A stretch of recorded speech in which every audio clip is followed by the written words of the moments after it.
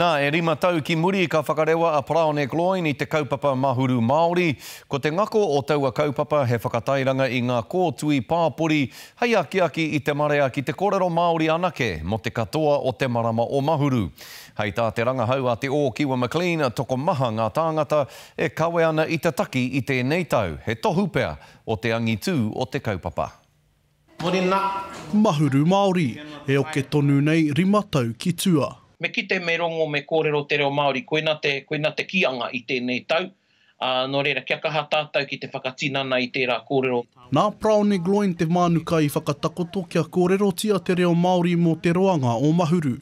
Tau atu tau mai kua whanake te kura, hoi anō mohoa nei kua tino topa ki ngā rangi pūātea. I tēnei ki tau ko atu i te tori mano tāngata. Ka mutu o aua tori mano, tahi mano, tahi rau, e whakau ana i te kaupapa mo te hemotonu atu. E toru rawa ngā taumata kia kōrero tia te reo mō te marama katoa kātahi, kia kōrero tia mō te kotahi wiki kārua, ka mutu kia kōrero mō te kotahi rā o te wiki rānei.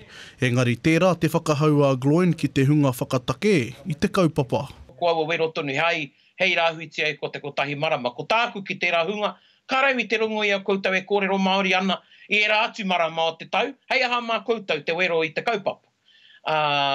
Kua ki te au i ngā hua o te kaupapa, i te hunga e whai ana i te mahuru Māori, mo te tahi marama, kua whakapono ake rātou ki a rātou anō, ne? He mea nui tērā te whakapakari, kua mai ake rānei ki te kōrero, i Wainganui, te tūmata nui, kua turakina, e tahi o era taupā i reira, i mua o te whakamātautanga. Nā kua kitea te angitū o te kaupapa i ngā tau e 5 kahori, hea haka i tua i te awe māpara. Mo te kaupapa nei kia horapa ake. He mōhio nōku 20 mano ko atu tāua tātou te hunga kōrero Māori, hea hei toru mano noiho ai. Koe nā taku pātai, nō reira kia horapa toni te kaupapa, kia tupu toni te kaupapa, kia whakapikihia tonu tia nā nama i roto i ngā tau.